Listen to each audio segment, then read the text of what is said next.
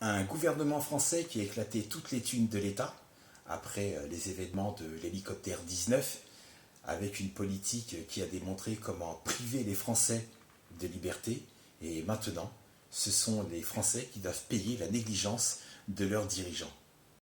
Et notamment dans le secteur énergétique, les sauces du chef d'État ont réussi à introduire la France dans le marché européen et malgré tout ça, ils ont réussi à défoncer la productivité et la compétitivité française.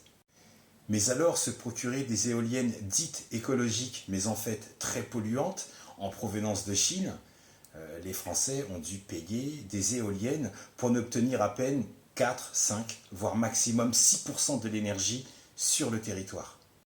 Mais ensuite, Bruxelles s'est fait plaisir avec des sanctions complètement absurdes et qui dépassent totalement l'entendement contre la Russie, enfin contre les énergies russes, mais sans aucun aboutissement, aucune résultante pour un objectif de paix.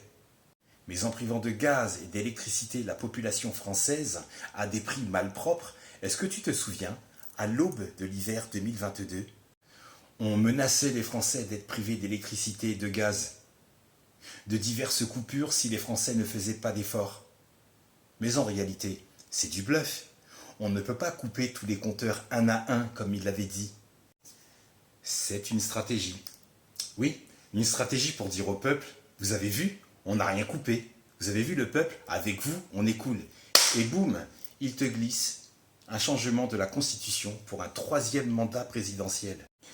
Si tu regardes de plus près, seul le peuple a la légitimité pour modifier la Constitution, alors que eux veulent se permettre de la changer pour permettre en fait un troisième mandat du président actuel. Donc, dans tous les recommandés avec accusé-réception, enfin plutôt les colissimos, vérifiez bien s'il n'y a pas un pot de vaseline. Mais c'est pas fini, dans l'énumération des autres couillonnades, nous avons ensuite Bruno Le Maire, qui a pris le temps d'écrire un livre, enfin un roman, avec des tendances totalement pornographiques, félicité par la presse, enfin une presse qui cire les pompes du gouvernement actuel.